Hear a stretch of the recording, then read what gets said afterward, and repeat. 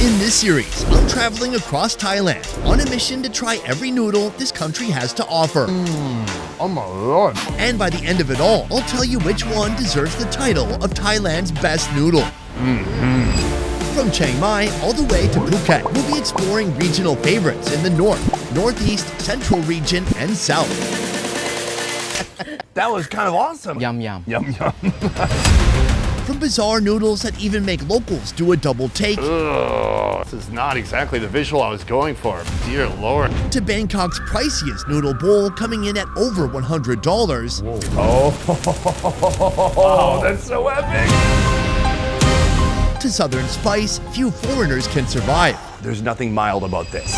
Our journey begins in the north, where noodles can feel more Chinese than Thai. I'm told this noodle actually has origins in China. Here, we'll uncover the most controversial noodle in all of Thailand. I have never seen a noodle that looks like this. And it all starts with the northern classic, topped with crispy pork belly.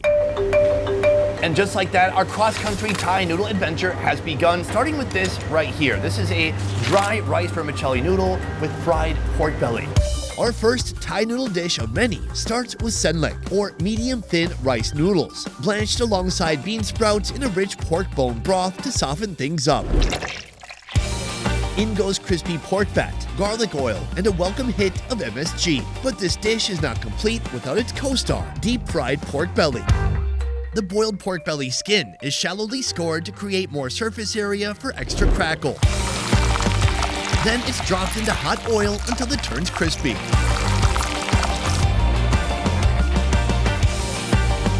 That golden pork gets dropped on top, along with some fried wontons. Add a flourish of greens, and there you have it. On this side right here, you can see we have fried wonton wrappers. My Minnesota friends are heartbroken that it's not full of disgusting cream cheese. It's just literally the wrapper. We give the whole thing a little bit of a spritz, and then we move on to our condiment section over here. Now, I've been advised to put all of this in my food. Right here, we've got some chili flakes. That may have been a mistake. Crushed nuts. Finally, and perhaps most unusual, we have sugar. I have never put sugar on noodles. Last of all, we have this right here. There is a load of green chilies, and they're soaked in vinegar, and the smell, it's astringent. It's really intense. I'm gonna put just a little bit of that vinegar. I feel like we've all met that person who started smoking at 25. Terrible idea. Do you know what's worse? Adding sugar to your noodles at age 40. That's what I'm doing. Step one, take a big clump of sugary, peanutty noodles. Absolutely delicious. Somehow all these ingredients are blending together beautifully. The sugar and the peanuts, they are the ultimate pair. They work beautifully together. But I'm also getting some things that you wouldn't think would blend with that flavor profile. Spicy, sour vinegar, but that kind of works too. Next, I want to take some of that pork belly. Oh yeah. The pork belly is absolutely delicious. There are some crispy bits like what you see right here. There's skin, there's protein, there's fat. It's a delicious combination. It pairs perfectly with those noodles. But then there's this right here, the wonton wrapper. The ultimate in crunchiness. They didn't put anything in the wonton. They just want that pure crunch. They want you to focus on the noodles. They don't want you to get distracted with some kind of a meat filling or cream cheese. It's all good. Meanwhile, if you're not getting enough food lubrication, they have this right here on the side. A nice bowl of pork bone broth. Heartwarming. This hot broth is so satisfying. So this is the first of 4 noodles that we're gonna be trying today. And by the end of this series, I'll be telling you which is the best in all of Thailand. According to me, some fat white guy from Minnesota. Later in this video, we'll come across a dish that'll overhaul your entire notion of what a noodle is. Right here, it says a noodle is a type of, oh God. We'll get to that soon, but first, let's back up a little bit.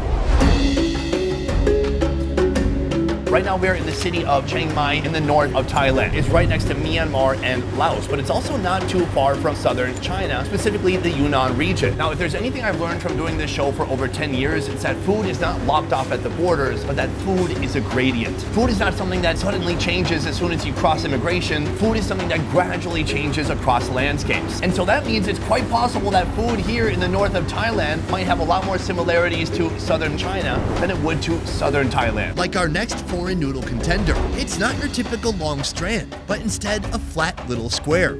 Uncle Siri will soon reveal how it works. Might I say you have some mighty impressive mole hair growing from your chin. Can I ask, why keep the mole hair? ออกมาครับตามธรรมชาติ It's part of his natural look. He was born with it. He's got that nice salt and pepper mole hair look. That's exactly what the meal is about today. Salty and peppery. Joining me for this northern noodle adventure, Chiang Mai native Minnie.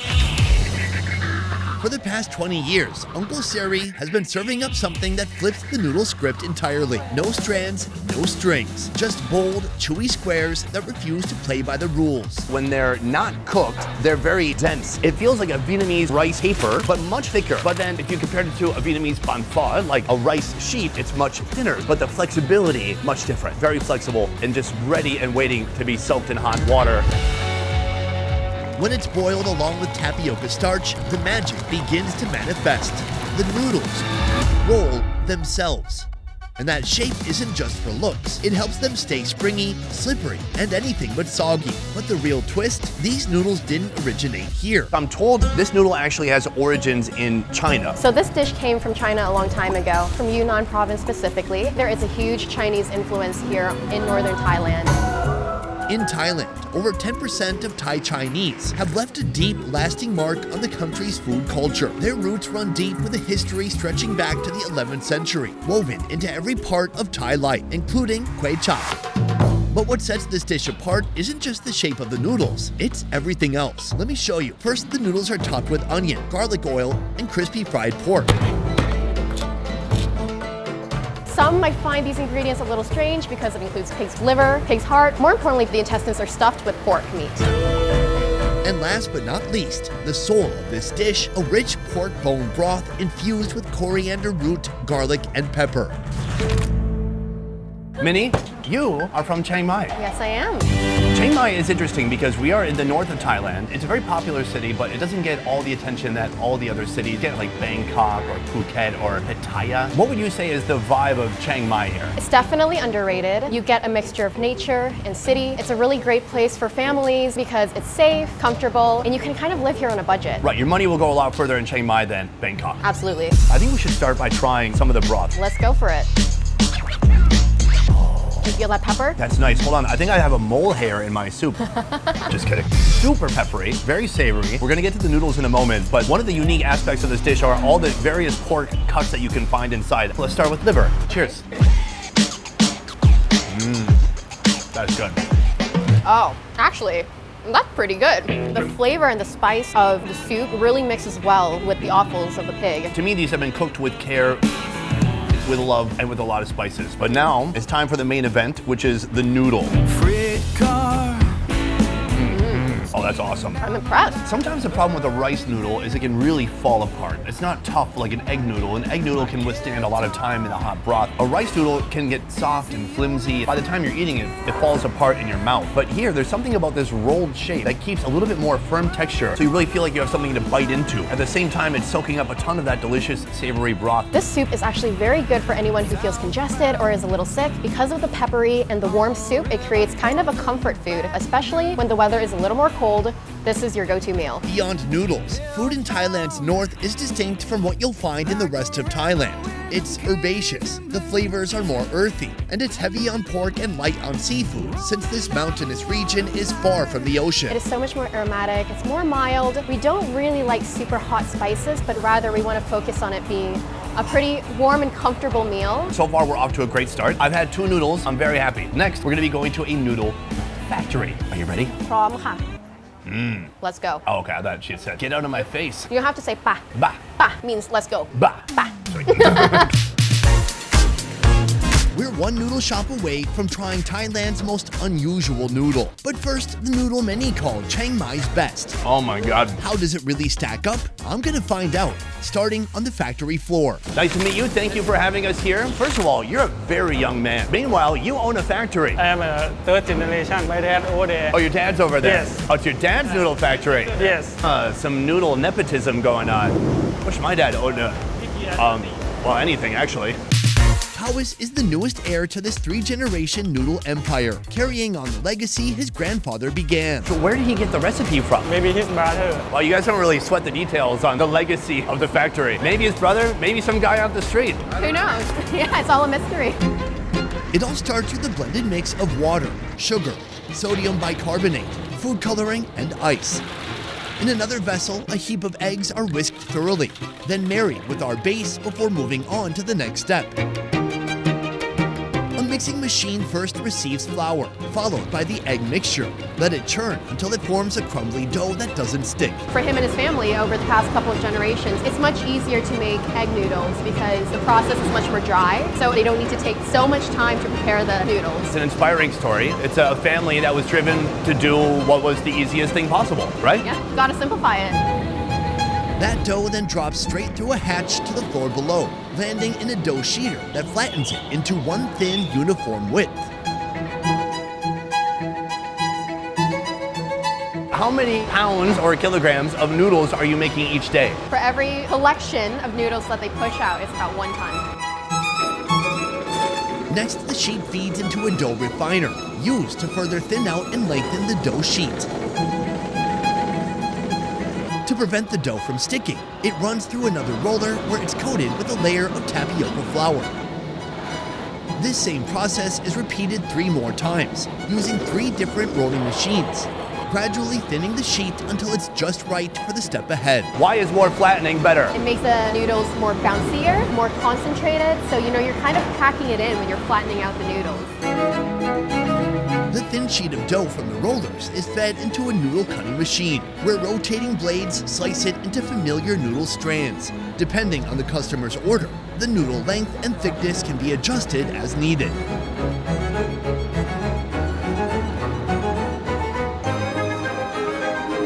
From the factory to the flame to the final product, this is the magic behind Chiang Mai's best noodle, known as khao soi. I am told this is the best khao soi restaurant in all of Chiang Mai. Would you agree with that assessment? ครับพิเศษเลยครับ Yep, absolutely. และหมูในวันละ10 โล There's been a great influx of people from all around the world who come to his restaurant after he's been on Netflix and a bunch of other shows, and he feels like a lot of people have definitely had a good taste of khao soi at his restaurant. To make khao soi, the egg noodles must be cooked 2 ways. Half are deep fried into a shattering crunch, and the other half are blanched until bouncy and soft. 2 textures, 1 bowl, but it's the broth that brings it all to life. A rich blend of coconut milk, herbs, spices, and a hit of chicken. Each day, they have over 500 chicken drumsticks. That's 250 chickens. Is that 250 chickens? Well, because each chicken has 2 legs. Okay, right. Now for the bill. First blanched egg noodles, then a chicken drumstick, both sunk in that creamy, milky, curry-like broth. A swirl of coconut milk, a smattering of crispy noodles on top, and a hit of spring onion and coriander to bring it all together. I want to back up for a second and just explain what is khao soi. แล้วก็ทำมาก่อนนี้รสกินนอกมันจะไม่ค่อยเหมือนนี้เดี๋ยวนี้มันมาดัดแปลงกัน So the origins trace back all the way to China. There's actually Muslim influence in here too. Really?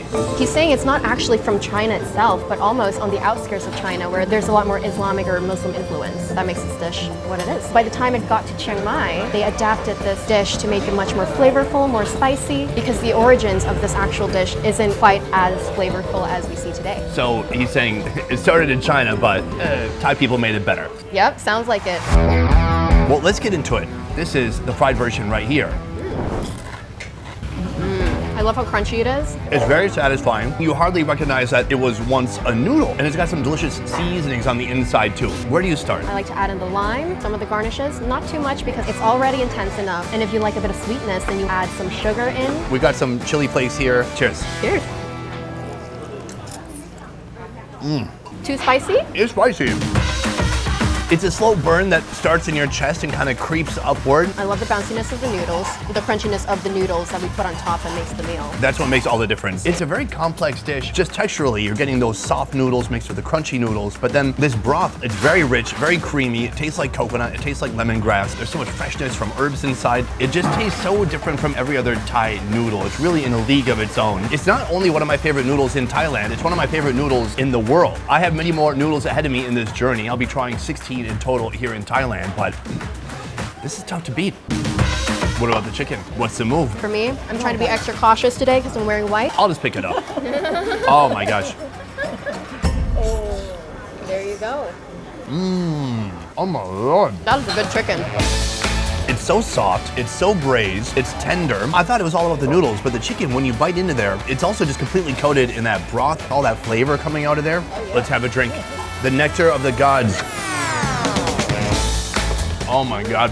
It's so good. It's so powerful, it's so salty. It's just all the flavors of Thailand in one condensed, concentrated bite. That's intense. ล้างชามไม่เลอะเลย By just taking it and consuming it whole, he doesn't have to really wash the dishes. Smart. Just trying to help out. Doing my part. My next question is, as 84 years old, did you ever imagine that at this age, your restaurant, your food would be matched with this much enthusiasm? ทุนเราก็น้อยเราลองสู้ดู It's been a very difficult journey for him since the very beginning. It was hard and he faced a lot of challenges. But when he was able to gain exposure from the different social media channels, there's definitely been an interest in khao soi, and he's been more encouraged to keep going because he didn't realize how big it could get. Keep going.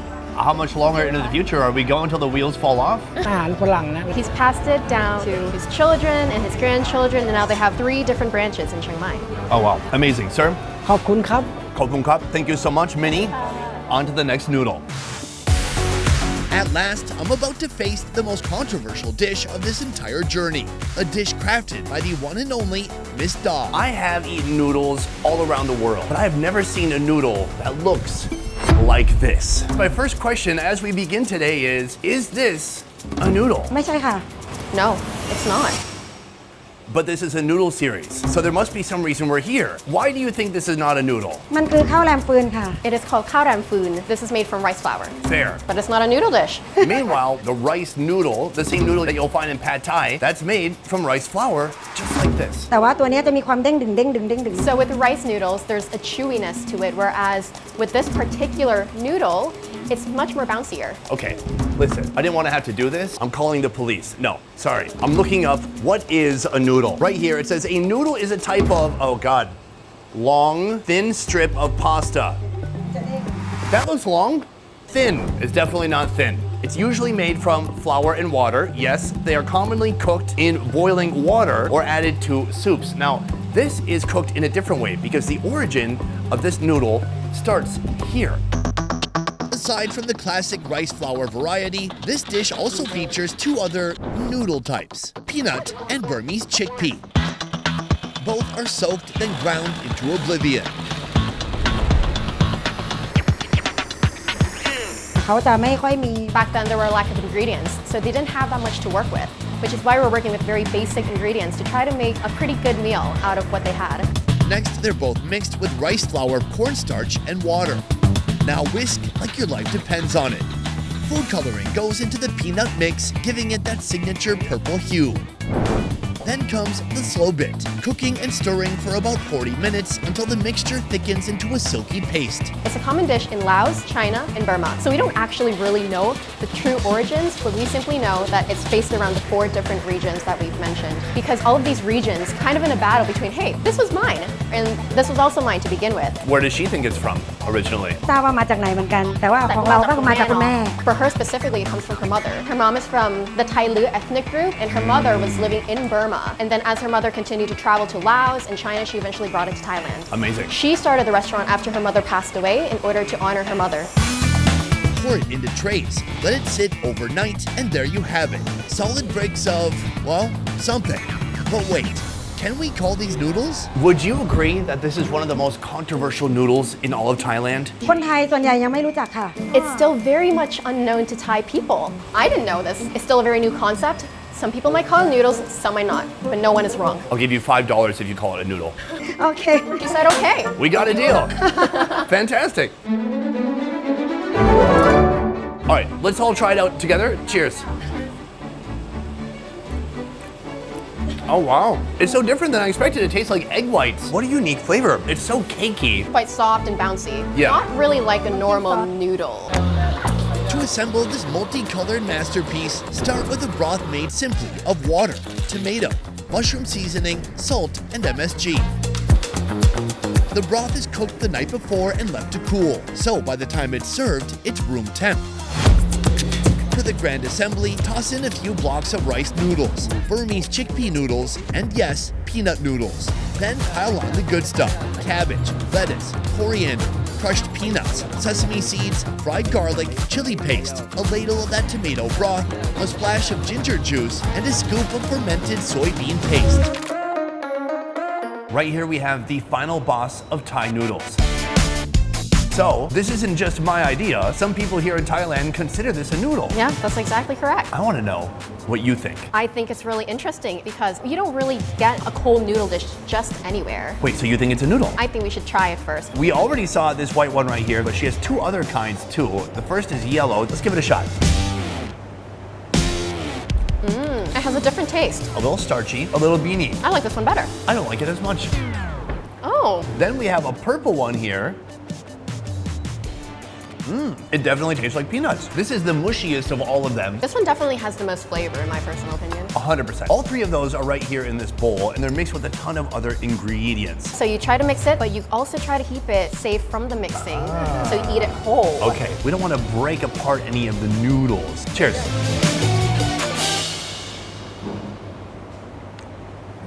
That is different. I like the soup. I like the soup too. It feels very tomatoey. There's peanuts, there's chilies, it's spicy. This is more of a clean, simple, straightforward broth, making it a little bit more refreshing, I would say. There's some cabbage in here as well. It makes a nice pairing because the cabbage is kind of crispy compared to these noodles, which are so soft and easy to bite through. It is super good. I'm pleasantly surprised. But I do want to reveal one more secret about this dish, that it's vegan. Oh. But I feel like any meat that you put in here would distract from these big old chunks of goodness. The more I get to know this noodle, the less I feel inclined to call it a noodle. Okay. Yeah, I'm just admitting it right now. I feel more like calling it some kind of a steamed cake. Maybe a hybrid of a cake and noodles? Yeah. Is there a word for that? Koodles. Noodles. Today I tried 4 different noodles, and if I had to pick a favorite from northern Thailand, it would be khao soi. But our noodle journey isn't over yet. Next we're heading from the north to the northeast, a region known as Isan, home to some of the most bizarre dishes in all of Thailand. Wow. But before that, let's start with something that's only slightly scary. On the road with a motorbike, hanging around between the mountains. Right off a busy highway in Khon Kaen sits a restaurant with a design as traditional as its flavors. Here they're serving up what I can only describe as Isan on a plate. It starts with a classic mashup: dried chilies, fresh chilies, MSG, and palm sugar, all pounded into submission. Then even more flavor enhancers: tomato, lime juice, and tamarind sauce. It's all pretty standard until it isn't. Enter fermented fish sauce, funky, salty, and aged for at least 6 months until it breaks down into liquid umami. The protein offerings aren't any less exotic: beef liver, lungs, heart, and 2 different sections of the cow's stomach. Now, the noodles. In this case, glass noodles, made from tapioca starch, topped off with a handful of sawtooth coriander.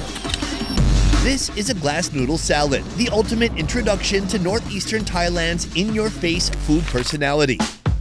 Good morning and welcome to Northeast Thailand, also known as Isan. This region is surrounded by the countries of Laos and Cambodia, meaning food here gets some culinary influence from those countries. But here's why I'm really excited about coming to northeastern Thailand. This is probably the most overlooked area of this country. Everybody, when they come to Thailand, they go to Bangkok, they go to the islands, but few people come here. What makes Isan, or the Northeast, stand out from any other place in Thailand is the food. But not just the food, the bizarre food. Here you will find some extreme eats. In the past, you saw me sit down with Mark Wiens and eat tadpoles. You also saw me eating boiled frogs stuffed with eggs. Both of those have origins here in Isan. And by the end of this video, you're gonna be seeing one of the most strange noodle offerings you'll find in the entire country of Thailand. But first, this. In a moment, I'm gonna try these noodles, but I wanna get into some of these offals. The fun part about eating this is trying to figure out what the heck everything is. Is that intestine? I believe it is. Okay, yeah, gamey, strong. It's got personality, and not necessarily a personality that you like. Now, when it comes to stomach, you can see there are 2 different kinds of stomach. I don't know if you remember this from cow biology class, but cows are ruminant animals with 4 stomachs, meaning they also have different tastes and textures too. And this is a piece of what they call the black stomach. Now, that bite is wild. It tastes unrefined, kind of like the cow's gastric acids that would be in its stomach. It's a very intense, brutal flavor. Right here, we have the white stomach.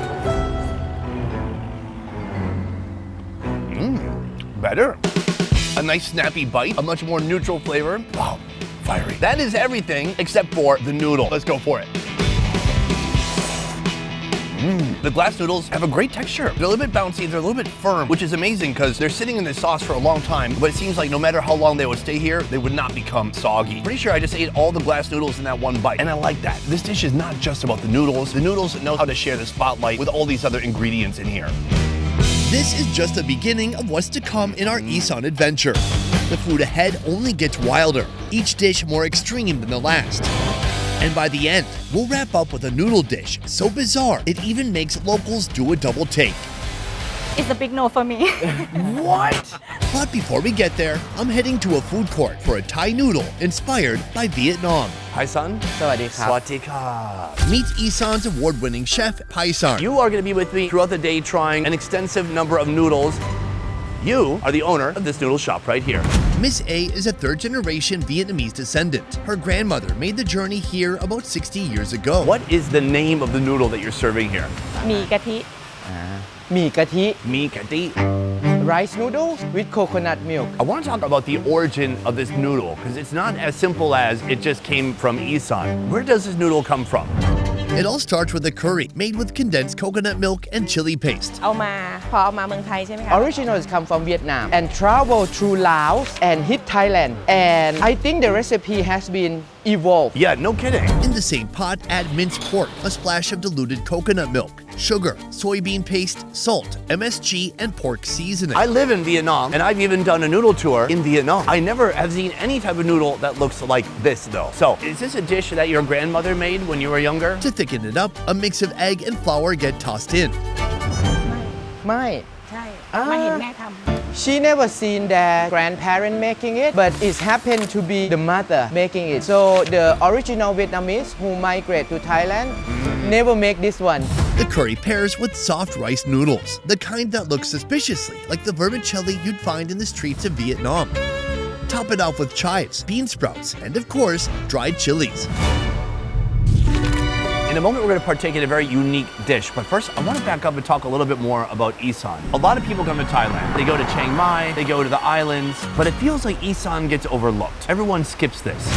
Isan always been an underdog people always skip as you said but for me Isan still have uniqueness of being untouched by tourists if you want to see real Thai you should come So you're saying this is where you get a more raw, real Thai experience and not Exactly. something that's overrun by tourists. yes This in front of us now is a rice noodle with a coconut curry. The fact that it comes from Vietnam initially is very fascinating to me because also this woman is selling this here. This is what she is calling a Vietnamese spring roll. They're loaded with pork, glass noodles, bean sprouts, garlic, and chilies, all wrapped in rice paper, then deep fried to a golden crunch. Let's try giving it a little bit of a dip in this sauce. And just like in Vietnam, no bite is complete without a dipping sauce. cheers ไหม Oh, you're gonna tap the food? Okay.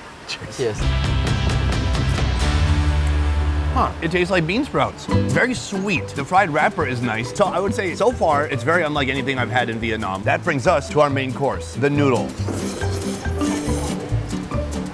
good นะ That's good, but I mean, it tastes distinctly Thai. First of all, there's that coconut paste, very coconutty, thick, savory, some spice in there, but not crazy, especially for Thailand. It's not a crazy amount of spice. It's light, it's refreshing, it's a damn good noodle. That said, not similar to anything in Vietnam whatsoever. become Thai It is just fascinating to see how recipes change depending on where they go. Vietnam to right next door here in Thailand, just in that short journey, something like this has become unrecognizable. This noodle dish is pretty tame compared to what's coming up next. I'm talking about food so intense, over half this country won't go near it. When you look at it, how do you feel? I don't want to try it But before diving into the deep end, I want to understand what makes food in Isan stand apart from the rest of Thailand. What I've seen is some of the more bizarre Thai dishes often are coming from Isan. Why is that? because Isan the land is quite dry people they don't have too much money they eat everything they catch at Isan people they have to be strong to survive in this environment that's also make Isan food very distinctive It's about being resourceful. So if somebody cooking a frog full of eggs and then eating the eggs from the inside of that cooked frog, it's because this is a food of necessity. They don't want to waste. Instead, they find a way to turn something like that and make it delicious. Sure, Isan has dishes that are loved across Thailand, but that's not what I'm here for. I'm digging into the deep cuts, the flavors that scream local, like this noodle dish, Only it's not your average bowl. It's fermented, pungent, and completely unforgettable. Swatika. Thank you for having me here. I'm excited to explore your factory today. Here you're making something very unique. Now, I've been around the world eating all types of fermented foods. I've had fermented kimchi, I've had fermented pork, but here you're making something I've never seen before, which is a fermented noodle.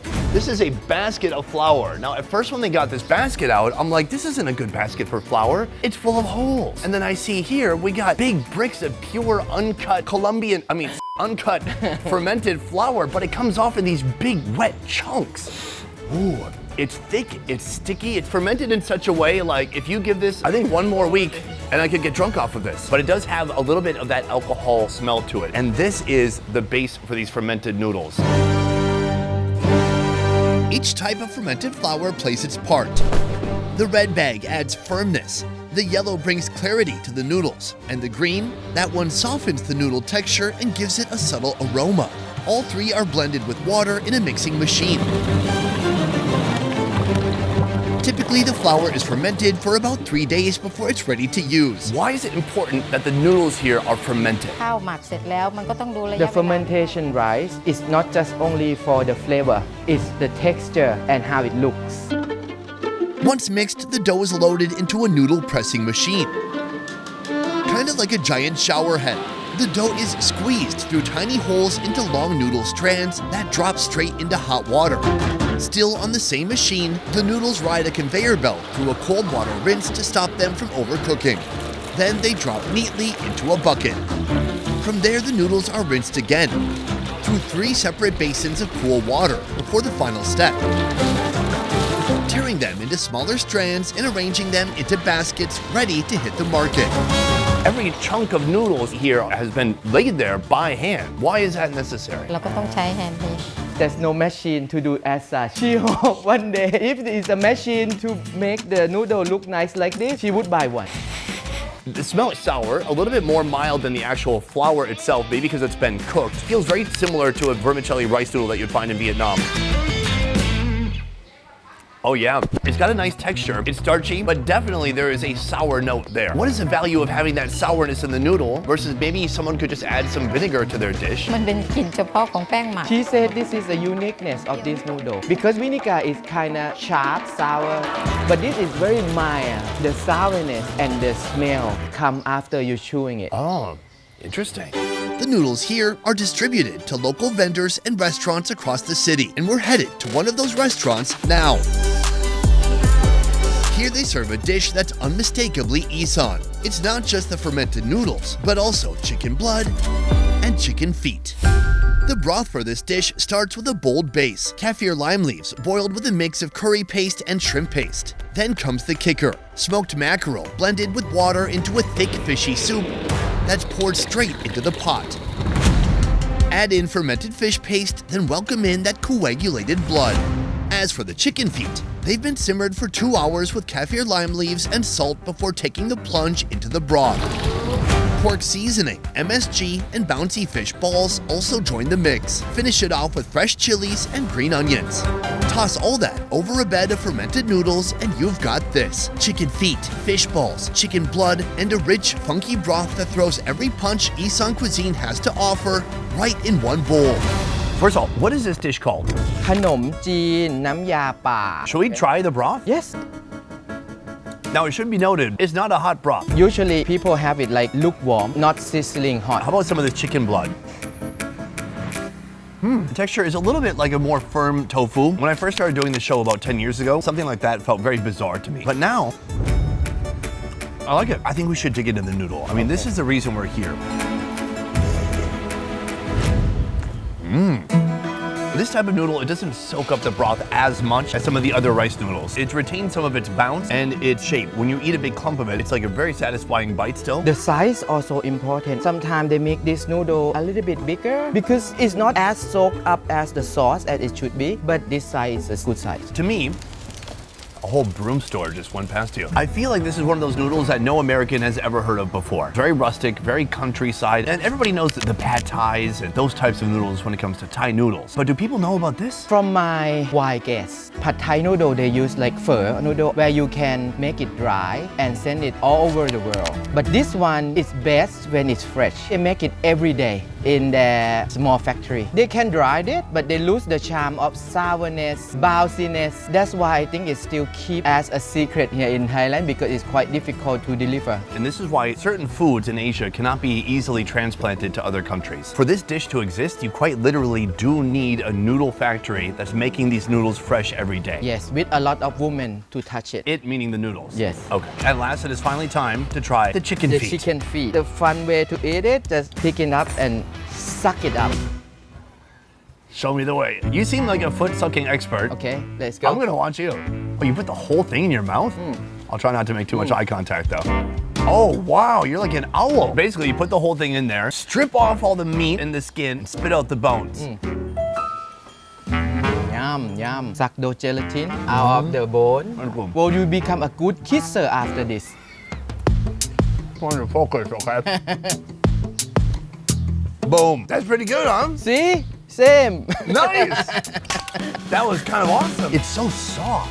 You just have to kind of chew it a little bit, swish it around, and you can literally suck the skin off of it, and then all this flavor goes down your throat. Yum, yum. Yum, yum. Diving into this bowl is like diving into Isan and learning about this region of Thailand through your taste buds. But we have one more location to go to. A noodle that includes one of the most extreme ingredients in all of Thailand. Sir, nice to meet you. Nice to meet you. Originally from Bangkok, Chef Joe has adopted Isan as his new home. Here he runs a DIY hot pot joint where diners take the reins, cooking up all sorts of proteins in a rich, flavorful hot pot broth paired with noodles. This noodle, you've had it before. I had it before. And did you like it? There's some ingredient I don't particularly like. Like what? Like This one right here? that one. Ingredient 1, concentrated ox gall. Gall is the contents of the gall bladder or bile. This is 44% bile juice. Do you like this? ผมไม่ถนัดเลย He doesn't like it. He does. So, but this is what I love. This is a Thai ingredient. I can read the Thai words on this bottle, and I have two guys in front of me saying, no thank you. Ugh, this is not exactly the visual I was going for. Dear Lord. I've experienced something like this in Chiang Mai before. Fresh bile juice, squeezed right from the bile sac, straight from a slaughtered buffalo. This one is pretty similar, except it's been mixed with fish sauce, salt, and a sweetener. But the wild part? It's popular enough to be bottled, labeled, and sitting on a shelf just like it's any other condiment. It kind of smells like fish sauce. Good. Here, bile is used as a flavor booster in dishes like lab, or as a key ingredient in dipping sauces, like the one we're about to try. Before we build up to that bitter bite, let's start with the hot pot. In a giant blender, ground lemongrass and galangal go in first. Then garlic, coriander, fried dried chilies, red onions, kaffir lime leaves, and a hot pot base made from fish sauce, coconut sugar, chili paste, and soy sauce. The result? A thick, fragrant paste that's cooked down until it's ready to bring the broth to life. When an order comes in, a scoop of that flavor-packed paste is mixed with beef stock and pork seasoning to create the hot pot base. On the side, glass noodles, beef shank, beef tongue, pork liver, tripe, and some of that hot pot base as a dipping sauce. In Isan, we have one word called khom am lam. The translation is bitter in the good way. You know, because a lot of people think the flavor of bitterness in nature is meant to tell us that something is dangerous. But then you come to places like Thailand, especially in the north or northeast, and people embrace that flavor. Do you think it's just because they had it from the time they were young? Generation to generation, that's what he said. Their parent eating it and then taste it and then, oh, it's normal. But what about you? Did your parents eat it? No. Joining me, local food vlogger, Nutnik. Andrew? And my good friend and YouTuber, Andrew Fraser. Every time I've had you on my show, it's so that I can make you suffer in some way. This is just noodles. How bad can it be? I just want to introduce you to my friend Andrew. In the past, we've gone on adventures eating tarantula hot pot. Good? No, not the best. And I even made him eat a fish that was still alive. Oh man, I'm never doing that again. Now Andrew has his own channel and he's going around eating giant rats, exposing toxic tofu in Indonesia. But today, I still have something that I think you've not matched yet. Read the ingredients here. Concentrated ox gall. It's gall. What is gall? It's bile. Oh, gallbladder. You're from Isan. Does this make your mouth water? It's a big no for me. What? Here we have a dipping sauce that soon we're gonna be incorporating this, but not quite yet. We're gonna build up to that. But first, there's a lot more to see on the table, including the whole reason we're here, noodles. It's a noodle dish. Huh, yeah. The dish called jiao hon. Jiao hon literally means hot sauce. The craziest part about this meal is that even though we have all these insane animal offals inside of here, it's still not the weirdest part. Yeah. Right here, I have some tongue.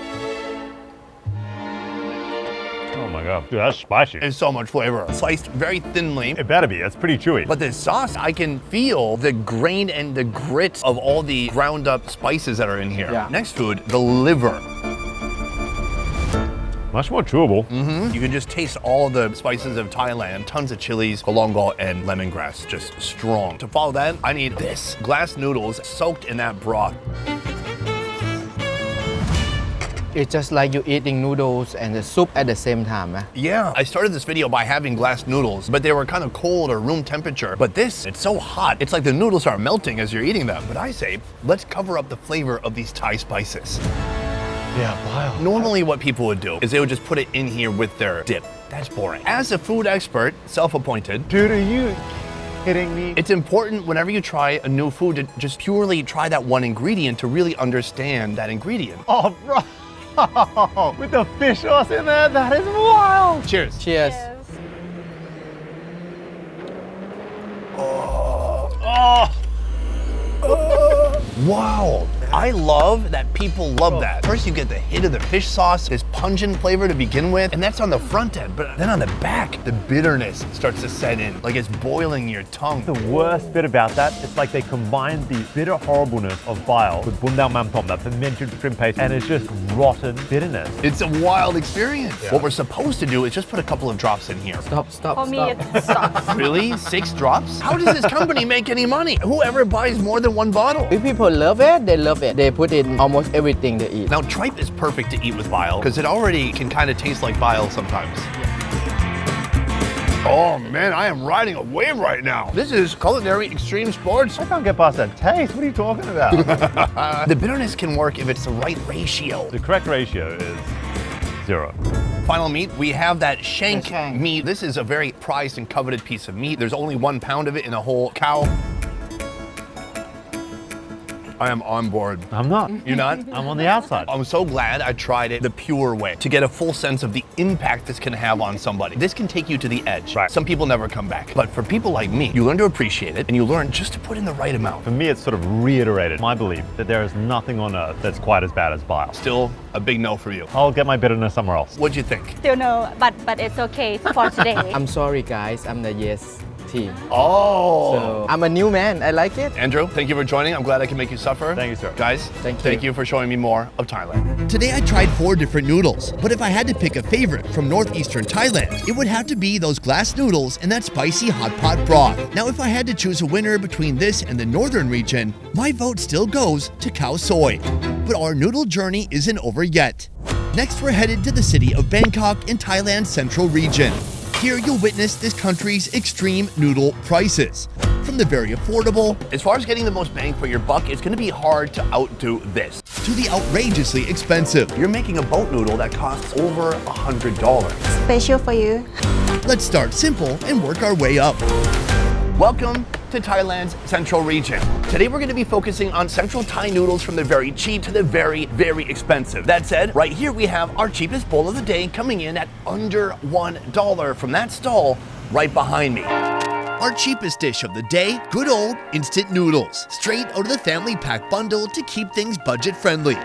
To start, they get a quick dip in boiling water with bean sprouts and morning glory. Just enough to loosen up but not lose their bite. Then comes the magic, pork seasoning, shredded boiled chicken, a bit of lettuce for virtue, cubes of chicken blood for the brave, fried chili garlic, and chives. Top it all off with a warm splash of chicken broth and boom! Oh my God. Sweet, savory, hearty. That's a nice broth. Also, very hot. This looks like some lean chicken breast right here. I thought it might be dry, but no, the chicken is delicious. Let's move on to this, the chicken blood. All right, let's give it a shot. Very good.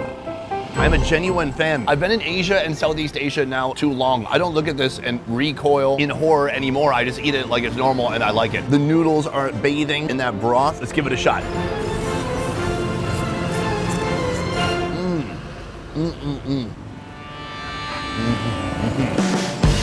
Satisfying, salty, savory, a little bit sweet, delicious. The economics of this do not make sense. Yeah, is it a ton of meat? No, but it's meat and it's delicious. The best part of this noodle to me is that you could just go to a convenience store and spend 30 cents and get just instant noodles. But what she's done here is she's dressed it up and she's made very inexpensive ingredients feel like a whole hearty meal. So as far as getting the most bang for your buck, it's gonna be hard to outdo this. That said, we're still gonna try because today we have 3 more noodle locations. Our goal is not only to experience the best central noodles that Thailand has to offer, but by the end of this video, we're gonna be experiencing a boat noodle that costs over $100. Will my good friend Mark Wiens love it or hate it? You are gonna have to find out. But next, we are heading to Chinatown. Bangkok is synonymous with heat, traffic, temples, tuk-tuks, and tourism. But more than anything, it's a melting pot of food cultures, where flavors from every corner of this country come together in one chaotic, delicious sprawl. Street food is the heartbeat of this city. Day or night, rain or shine, there's always something sizzling, steaming, or frying just around the corner. Anything you can find outside of Bangkok, you can find inside Bangkok too, even dishes that have traveled all the way from China. We are in Chinatown right now. Bangkok's Chinatown is a fascinating place. It's almost unlike any other Chinatown in the world. But there's something special when you mix Chinese cuisine and Thai cuisine. It becomes something better than either one of them alone. Like me, I'm mixed Thai Chinese. That's you as a human. Thai Chinese. Boom. Put it together into one person. That's you. Meet Opal, local foodie and content creator. As someone who's Thai Chinese, she's here to help me learn a few things about her world. Ma'am, I believe you have the fattest noodles in all of Thailand. She's like, do I have to translate that? เขาชอบเส้น Miss J Thai is the third generation behind this 40-year-old establishment. Here you have a super thick rice noodle. Can you tell me about this noodle in particular and why do you like it so wide? The longer the noodles, the longer your life's going to be. So they don't cut the noodles. Have you heard that before? No. Do you think there's any scientific research to back that No. up? Okay, I'm just checking. That's Thailand and Chinese belief mixed together. Okay. Make no sense. Make no sense. I buy it. To make this dish, J Thai starts by stir-frying pork and Chinese kale in a wok, a cooking style straight out of the Chinese playbook. Why is a wide noodle better than a skinny noodle? So the big noodles will not go squishy. What do you mean by squishy? Like getting oversaturated? Like getting soft. Okay, we don't want that. She doesn't want that. She doesn't want that. I don't want that. Do you want that? Nope. You don't want that. Next, she hits it with 2 kinds of soy sauce, light and dark, letting those noodles soak it all up before pulling them off the heat. Same wok, no time wasted. An egg hits the pan, gets a quick fry, then the noodles go back in for one final toss, with a generous handful of fried garlic to seal the deal. This type of noodles originated from southern China. The Chinese immigrants brought this type of food to Thailand centuries ago during 17th to 18th century. Centuries ago. When we're eating this, it's truly like we're taking a bite of history. History. Speaking of being polite, I don't know if you could point to an old person and say the word history. I'm in the place. Oh, what do you think when you look at this? Reminds me of my grandma. So you've been eating this your whole life? Yeah, and I didn't realize that it was Chinese. I thought it was just food that grandma cooked. She was disappointed. Why would she be disappointed? Because she thought I knew from the start that it's Chinese influence. She is Chinese. Oh, she was disappointed in you. Yeah. Fair. Oh my gosh, I love that these noodles have been just dyed You're brown. in Thailand, you gotta use the spoon. Oh, huh? Then what's this for? Just for... Oh, for putting stuff onto the spoon. I'm gonna use the fork, I'm putting noodles onto the spoon, and then I'm gonna awkwardly put this into my other hand. so uncomfortable. It's springy, it's pillowy. Those noodles are absolutely soaked in soy sauce and the symphony of flavors she's put together. It tastes real nice. It's not finished yet. No, yeah. Never in Thailand without seasoning your food. Whatever you do first, I'll do. How spicy can you go? I can go spicier than you. I thought you were gonna do mine too. Thank God. I'm gonna do less than that. Respectable. I wanna hit mine with a little bit of salt through the fish sauce. I'm gonna hit it with a little bit of sugar. And while I was eating it, I was thinking, what if there was more pepper? There we go. Now we have our chili flakes and everything on there. We give it a little bit of a mix.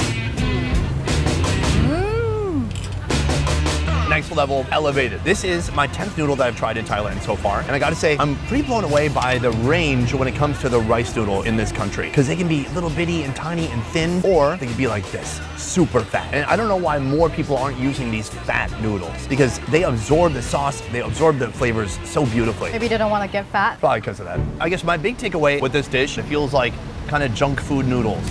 Ouch. Look, if I eat this, I gotta go take a nap, I gotta jump on the elliptical for 45 minutes. It's just about satisfying your palate. So it's a Chinese junk food? Kind of.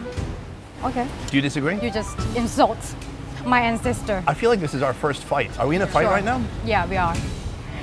Western food is heavy for me. Because it's rice noodles, I eat rice in every meal, so it's usual. And you say fit and trim. Yeah. Soon, I'll be slurping down the most expensive noodle dish in all of Thailand, joined by the legend himself, Wow. Mark Wiens. That's pretty amazing. But first, this noodle tour wouldn't be complete without visiting the dish that put Thailand on the global food map. I have a mission to go throughout Thailand and experience every noodle I can. That mission has brought me here to a place where I'm going to try the most famous noodle in all of Thailand. Thank you so much. I mean, I'm not saying your noodle in particular. wow. Hey, sorry. Oh no, this is so embarrassing. I meant like pad thai in general. Okay, I understand. Adit runs a Michelin-selected spot that's earned recognition year after year since 2018. Here, they're serving just one item and one item only, pad thai. What makes this dish special isn't just that it's the most known in Thailand, but rather the story of how it came to be. During World War II, Thailand found itself surrounded by European colonies in Cambodia, Laos, and Burma, boxed in on all sides. Worried about losing its independence, the Thai government launched a full-blown cultural revolution. Part of that push was a campaign to give away free rice noodle carts and introduce a brand new recipe the world would later recognize as pad thai. Particularly at that time, they needed something that was simple and palatable for anyone internationally. It's just sort of the all-round, everybody's favorite kind of flavor profile. The Prime Minister at the time believed that forging a strong national identity, even through something as humble as a bowl of noodles, was key to preserving Thailand's integrity and independence. We are obsessed with food. And if you want to motivate Thai people, it's always food through our mouths, which was quite clever and it was very successful, obviously. To make this dish, start simply by stir-frying tofu with onion and pickled ginger. Then in goes the star of the show, rice noodles. How do Thai people look at pad thai today? Do they see it as a part of authentic Thai cuisine? Next, 2 secret sauces join the mix, followed by a fried egg, green onion, and a final toss of bean sprouts. Thai people considered for quite a period that pad thai was kind of like uncool. It's what foreigners eat. When you have like the resurgence of anything that's old that's becoming new, like Michelin chefs creating like Pad Thai noodle and you know like reduction and disassembling and reassembling. that kind of stuff, It's cool again, yeah. Pad thai usually plays well with pork, chicken, or river prawns, grilled over charcoal for that smoky edge. For the final assembly, the noodles, fresh bean sprouts, chives, a wedge of lime, crushed peanuts, chili flakes, and that perfectly grilled protein on top. Now I know all this information, I feel like if I'm a tourist coming to Bangkok, maybe it's not cool to eat pad thai. The government just created this product to entice me to come here. I'm eating something that didn't naturally evolve in Thai cuisine, something that Thai people over time have looked down on here and there. I think over time it evolved, and I think Thais are actually proud of pad thai. Essentially, it's bringing in people like you, it's bringing in the tourists, and we're proud of that. You know, it's good for the country.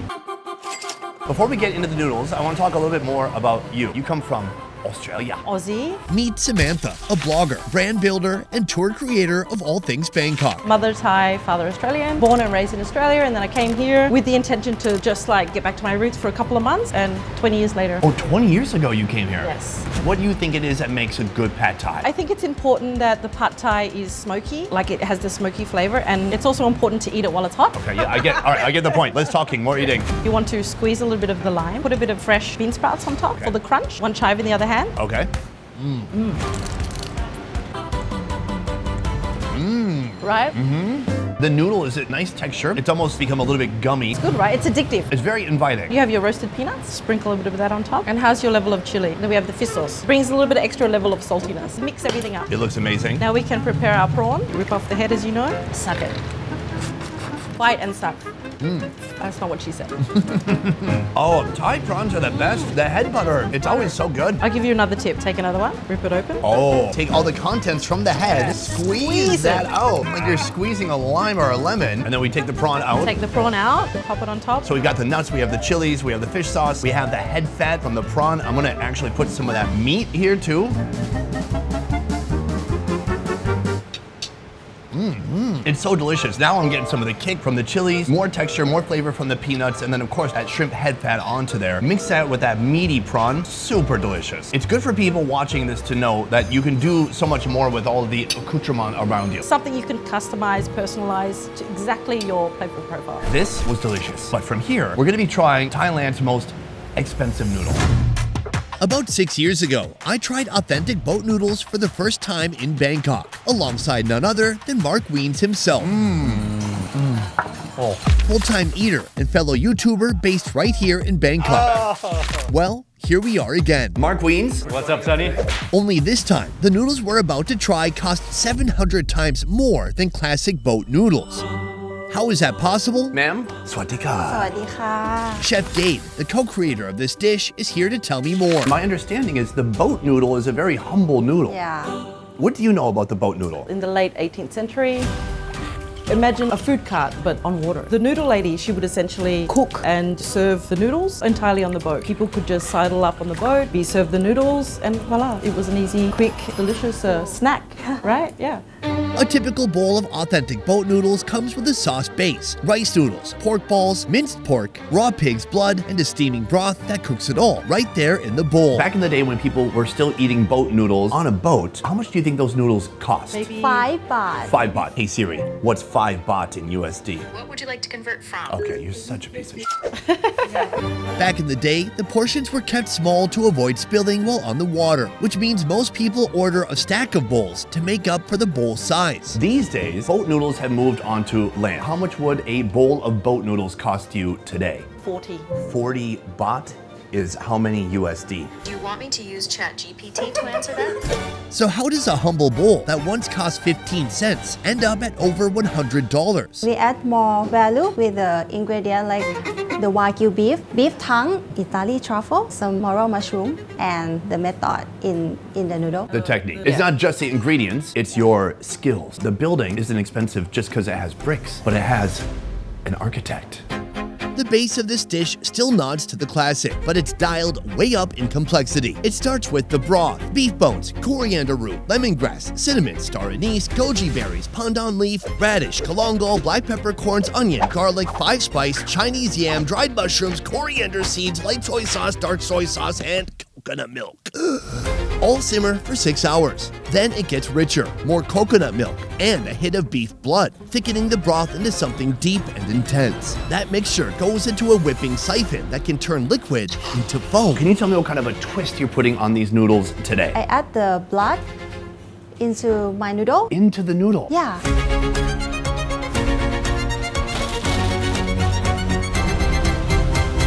That is cool.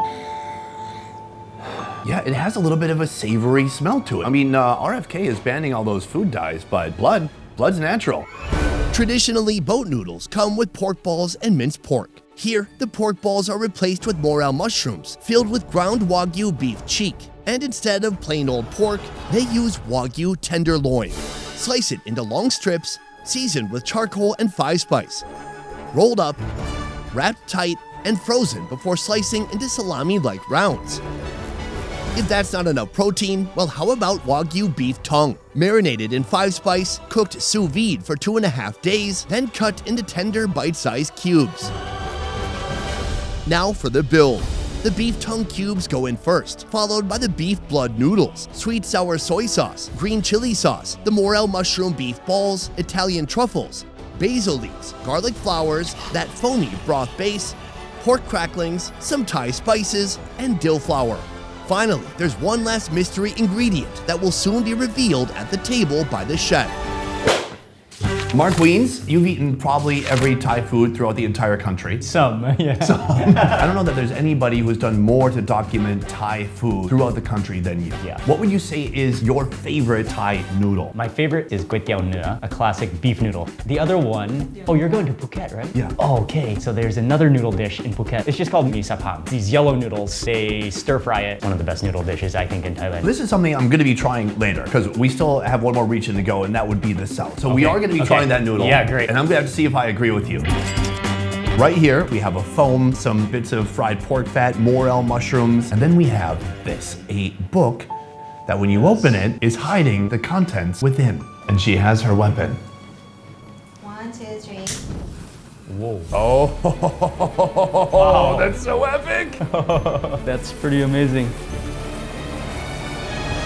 That's so beautiful. This surprise ingredient is built from the slice of Wagyu tenderloin we saw earlier, wrapped around Chinese kale, which in turn is wrapped around bean sprouts and coriander. Then, as if that wasn't opulent enough, it's finished with a hit of truffle on top. Use your chopsticks and place the beef wrap on top of the espuma. On top of the what? Espuma.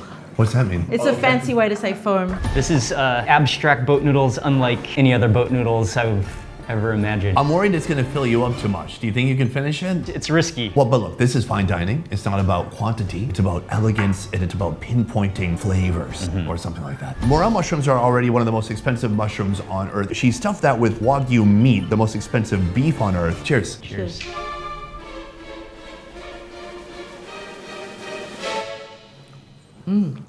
Oh, wow. I took your line, Mark. Oh, wow. Oh, wow. Morels have such a nice meaty texture that it's hard to tell where the morel ends and where the actual beef begins. They fuse together so well. And it's funny because I do get the impression of the meatball in a noodle soup from the morel. It does. It kind of has that a little bit of a bouncy texture too. Let's try out the beef roll. Cheers. Wow, what an impact those boiled greens have on the inside. The crunch, I think, of those bean sprouts, yeah? That was a good bite. Very tasty. For you, when you're eating boat noodles, what do you think makes a good boat noodle? For me, it's all about the broth. The texture of the broth, the balance of flavor. Some of them are more savory, some of them are richer, some of them are saltier. The noodles are dry noodles, you know they're standard. So a couple special things about this noodle. First of all, this is one continuous noodle strand. Beyond that, they've worked the beef blood into the actual noodle itself. So the noodle is made of blood. Inside of the actual noodle is the blood. Have you ever heard of such a thing? No. Nestled right next to the noodles, we have a cube of beef tongue. Oh, the tongue is good. Unreal. I mean, it tastes like it's been braised for days. It's very soft. Texture is really nice too. And something that actually really stands out, I think because everything is so meaty, but then just those little micro herbs or little leaves that they taste vibrant because they contrast with everything that's going on. Right, they're not just for decoration. They're really contributing some flavor. Last we built up to our big bite here. There's about enough noodles for one noodly bite. So one bite of noodles. It's a delicious noodle. It has a nice bounce to it. It has a wonderful texture. My main feedback is, how about, can I have way more, please? Yeah. The blood component, it's fun to know it's there. I couldn't really pinpoint it with my tongue because it's surrounded by all these other bright flavors. It's sweet. There's a hint of sourness. I was getting fresh basil. Super delicious. You know, we're always a little bit skeptical when you try to level up on a local dish, but she did an amazing job. I'm also cynical, but I liked it. Again, from appearance, you would have no clue it's boat noodles, but when you taste it, you realize you get to every component that would be in your typical bowl of boat noodles. In the end, do you think she captured the essence of boat noodles here with this dish?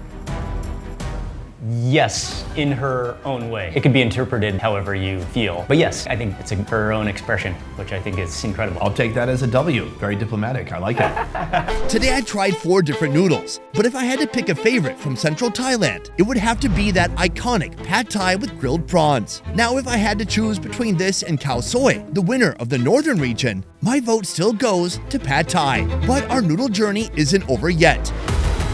Next, we're headed south to Phuket, the country's largest island. This is the part of Thailand that most people know as Thailand. Blue-ass water, white sandy beaches, tropical paradise. This place is beautiful. Here we'll face the spiciest noodle dishes this country has to offer, with each bowl getting hotter than the last. Oh, wow. I need a cucumber. Yeah, cool it down. But first, we're taking a walk on the mild side with this. This is a dish known as mee sapam. This restaurant is where mee sapam was born over 70 years ago, and today it's one of Phuket's most famous noodle dishes. The Cooking starts with palm oil and garlic in a hot wok, then fresh local seafood, shrimp, squid, and fish balls, all tossed into the sizzling base. I believe this is one of our first seafood dishes of this series, and I am happy for a change. We've had a lot of pork. I love pork, but now it's time to eat the pork of the sea. I mean, just really anything from the sea would be nice at this point. A splash of chicken broth, a touch of MSG, and both light and dark soy sauce deepen the flavor, followed by crisp Chinese kale.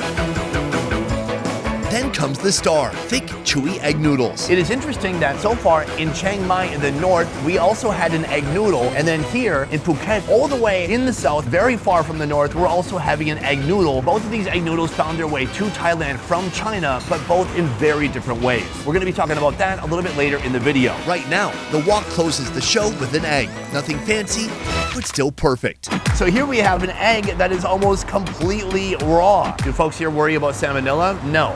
That's for lamos. We are gonna take that yolk and we are gonna spread it around the entire dish. I really wanna lather up those noodles with that delicious silky egg yolk. Oh yeah. Toss them back. Cheers. That's a wonderful combination of flavors. That egg noodle, it's got some bite to it. Beyond that, there is a delicious kind of a sauce, not really even a broth, but all that broth and all the noodles have been coated with that egg yolk, making it extra creamy. Super delicious. Beyond the noodle, this is full of delicious seafood, and I love to see it. We have a beautiful looking shrimp, combine it with some noodles.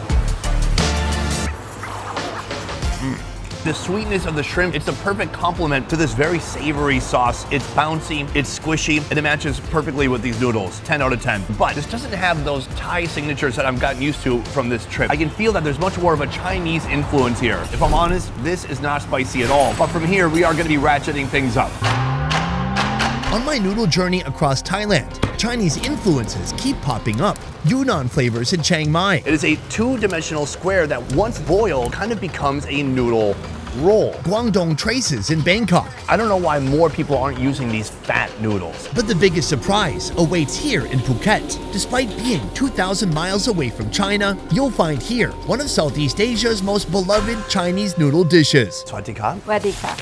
Meet Chef Mayo, one among a large community here with Hokkien ancestry, a community that makes up about 70% of Phuket's population. Early on in this video, I was in the north, and it still was not an area of Thailand that borders China, but it was closer to China. Right now, in the south of Thailand, we are very far from China. So how did so many Hokkien people come to be here in Phuket? The Hokkien people travel here by boat because back in the day, around here we have like tin mining industry going on. Joining me on this noodle journey, a Bangkok MC with roots right here in the south. How long ago did this migration occur? Centuries ago, like 19th century, I think. The Hokkien people came to Phuket from Fujian, a coastal province in southeastern China, and they brought with them a wealth of seafood recipes. Their most iconic noodle dish is the stir-fried Hokkien mee. The wok kicks off with pork lard, garlic, and onion.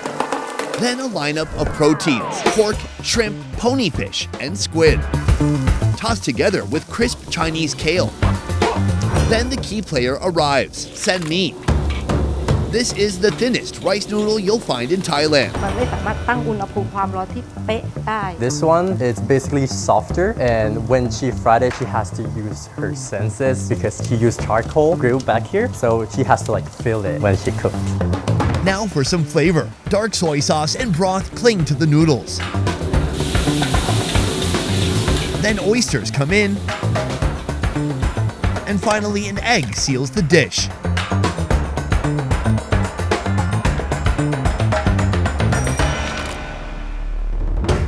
Today, I started already with something pretty mild, and I'm building up to the end of today having something extremely spicy. You guys are gonna be there. Okay. It's gonna be the spiciest noodle that we could find in basically all of Thailand. Seriously? Okay.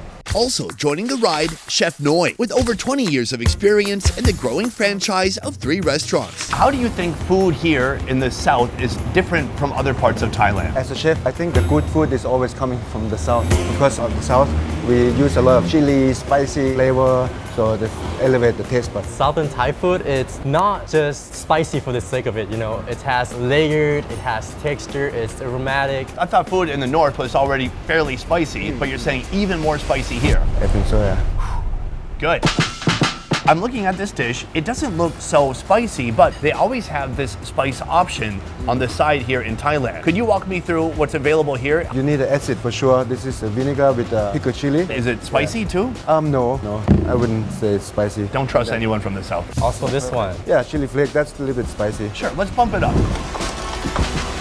This is actually a perfect breakfast dish for me. Once you have everything in your bowl, like pickle, chili, the pepper, the chili, and again the chili and the chili. And the chili. Okay, cheers. Oh yeah. It's warm, it's salty, savory, it's greasy. I don't know how you can say it's a perfect breakfast. To me, this is like a good food to put you into a food coma. There's seafood in here. There's shrimpies, there's squid. This is a delightful change from what I've been experiencing so far. Because in a lot of the country, there is variety in the bowl, but that variety is different parts of the pig. But this is seafood in here. I mean, this is Ariel and all of her little friends. I want to try some of these pickled chilies. Is it spicy? It's got some kick, but it's nice, it's sour, it's pickled, but it is still haunted with that spice. Right now, I'm at a 2 out of 10. Nothing too crazy. There's a little bit of kick, maybe from the chili powder, but nothing too intense. But there's a lot more heat to come, so gentlemen, let's keep moving. Just one noodle stands between us and Phuket's hottest dish, a dish I'll soon come to regret. But before that, Kua Kling, a rare dry curry built from a foundation of 2 different flavor bombs. How spicy is this gonna be? For the southerner, it's normal. For central people, it's gonna be spicy. For foreigners, no one has ever ordered it. That fiery dish is brought to us by Chef Suksri. Ma'am, put her there. Oh. สวัสดีค่ะ Swatika. I'm excited because this is my 3rd noodle of the day and it looks like we're taking a level up in the spice department. In a moment, I want to talk about what is in these pastes, but first I want to back up and talk about the noodle itself. What is the noodle we're going to be trying today? คั่วกลิ้งวุ้นเส้นค่ะ Kua Kling with glass noodles. Kua Kling. คั่ว Kua Kua Kling. Kling. Yes. Kua Kling. Yeah. With glass noodles. Glass noodles are another Chinese influence, but Kua Kling is all Thai.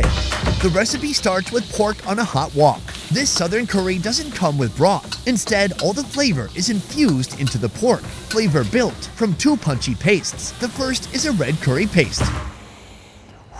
There's nothing mild about this. Can you tell me what is in this paste right here? ตะไคร้ข่า Lemongrass, galangal, prefer lime. and dry chili Do you speak English this whole time? Chili paste is the backbone of Thai cuisine. Like Mexico's salsa, it takes on countless regional and family twists. So this is another paste. What's this one? More sour. The main ingredients are practically the same, but there are more black pepper in there. Sugar, oyster sauce, soy, and fish sauce bring balance before coconut milk softens the edge. Chilies and kaffir lime leaves fire up the aroma, and the noodles soak it all in. So, between Thailand's spiciest food and least spicy food, where are we on a scale of 1 to 10? ได้นะ 5. That's still spicy though. Yes. What's the worst that could happen to me? And how nice is your bathroom?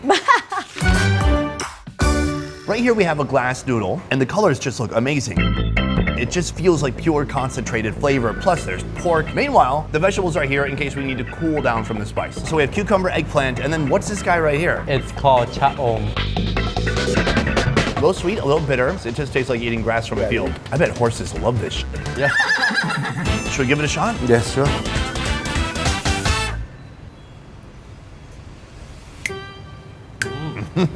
Oh, wow. I need a cucumber. Yeah, cool it down. We are definitely stepping up the spice. It's not just flavorful because of the spice. There's so much going on here. I can actually feel the texture of the ground up whole spices as I chew it. So you can taste like shredded little pieces of lemongrass and lime leaf, chilies, seeds. It becomes part of the texture of the actual noodle. The spiciness stays very long. That's not going away anytime soon. It's going down, it's glowing, it's spreading. What do you think of the actual noodles? I would say it's really good.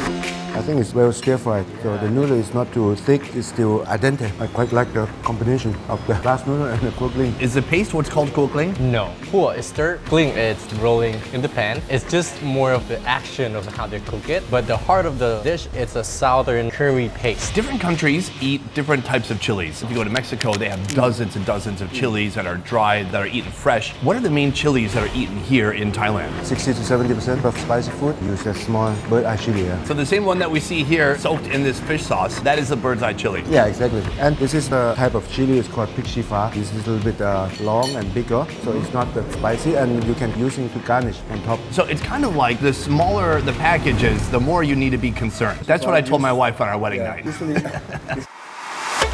This dish brings the heat enough to get the nose running, landing at a solid 7. But our last dish goes all in at a solid 10 out of 10. One of southern Thailand's most notorious spice infernos. Guiding me on this hopeless mission, restaurant owner Kun On. So far, I've eaten 15 other noodles, all the way from Chiang Mai to Khon Kaen to Bangkok to here. Wow. But I've come to your restaurant here today for the spiciest noodle I could find in Thailand. On the table today, Kang Thai Pla, a southern curry. But honestly, it's much worse than it sounds. In fact, Taste Atlas called it Thailand's worst dish, not only due to its heat, but also because of this. This is for Thai pla. Thai pla. Thai pla is come from fish stomach. So we take the stomach, we put it with salt, and we ferment it for like 2 months before we use it. So it can be any kind of fish. Sometimes can be from the river, or sometimes can be the ocean. This one come from the fish from the ocean.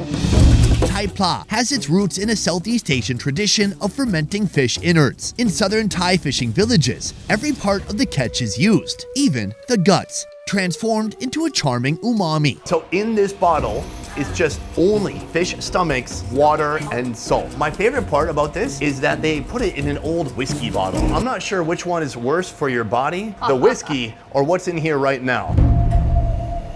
Oh dear Lord. It smells funky, fishy, it smells a little bit rotten. It smells like you had a fridge full of fish and then the power went out and you discovered that fridge a week later. Our dish starts with kaffir lime leaves and lemongrass, joined by galangal and red onion, all boiling together. Then comes the punch, Thai Pla, the fermented fish sauce that defines this curry. Once strained, the broth takes on an unmistakable funk. Next, a southern curry paste hits the pot, along with more lemongrass and galangal to drive the aroma deeper.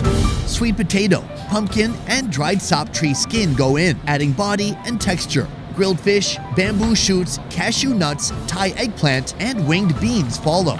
Layer after layer, the pot fills with southern intensity. Add a final touch of sugar and some more kaffir lime leaves.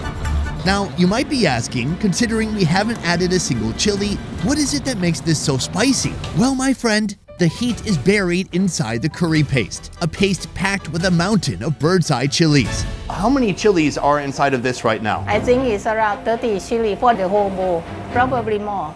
Can I smell it? Yeah, you can smell it and you can taste it too. Hey, one step at a time. Okay. So you still feel this one in there? A little bit, but much less, much more bearable. And now it smells like lime leaf and herbs and some citrus. It smells like a nice blended flavor. It's smelling a lot more Thai. Here's my next question. Can the white people handle that many chilies, or do they have to have the police on speed dial? Just a few foreigners who can handle that. Do you think I'm part of that few? You maybe that 5% who can handle the spicy. I feel like you're lying. Yeah. She was like, yeah, you're good.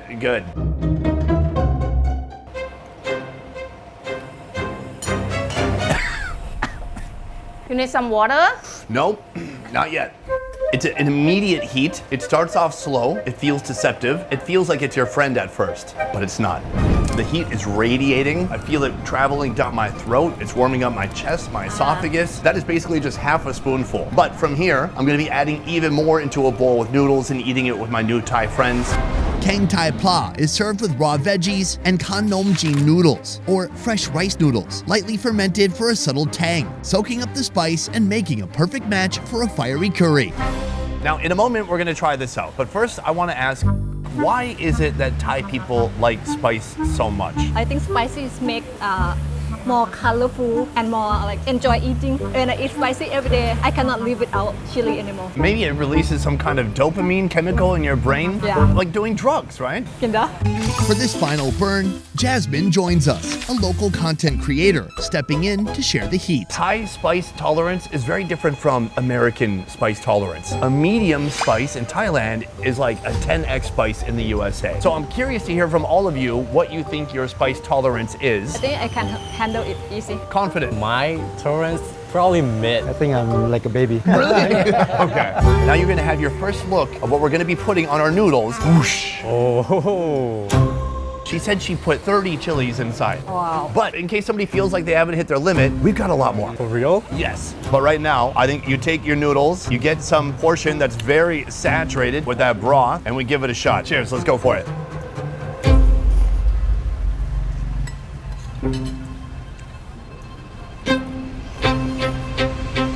Oh wow, I'm chewing on chili seeds. I feel like I can taste the seeds from inside the chili. It's like really flavorful, but also at the same time, it's really spicy. It's coming later. Yeah, it's a warm later. It makes you think it's your friend at first. You think this is fine, this is friendly, no big deal. And then it gets worse. It is spicy, but it's well cooked.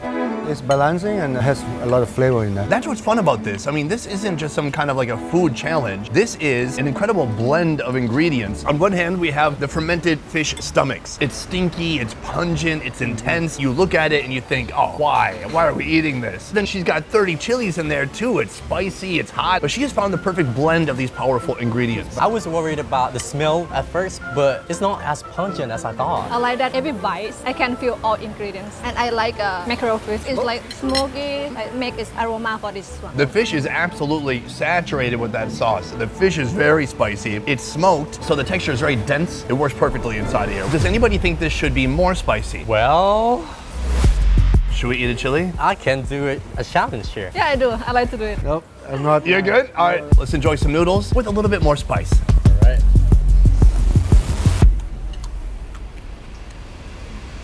Oh yeah. I don't think I'll survive. It's shaking. How you feeling? I like it. I gotta say, that's nice. Now, I understand what you mean about the feeling of being kind of addicted. It's like you don't want to eat a spicy food and then take a break. It's like you want to keep building, building, building, building, and then stop. Correct. There's no way you want to stop and then come back again. In the end, for you, is it spicy or not? It's spicy, but I can handle it easy. It's the most spiciest ever this year that I've taken. It is spicy, but it's well cooked, so it's balanced very well. Amazing. Yes, I think it's a dish that pushes you to your absolute boundaries, but it's still delicious. All right, folks, at this point, I have tried 16 different noodles, 4 in each region of Thailand, and it's up to me right now to pick the best noodle in all of Thailand. The results may shock you, but I'm going with Pad Thai. I didn't want to have to go with Pad Thai. I like Pad Thai. I also like all the other noodles too. It just seems like a tourist, outsider, foreigner, white guy move to pick Pad Thai, but that was a good Pad Thai. So the Pad Thai is my favorite noodle from this trip, but it's not my favorite noodle region. If I had to pick one region to eat noodles, it would be in the north. In Chiang Mai, that is where I enjoyed all the noodles the most. The rolled noodle, the khao soy, whatever that one was with all the fried pork on top. Delicious. So here's the deal. When it comes to noodles in Thailand, no matter where you go, you can't really go wrong. It's almost impossible to mess it up because wherever you go, whether it's on purpose or by accident, you are gonna find something delicious.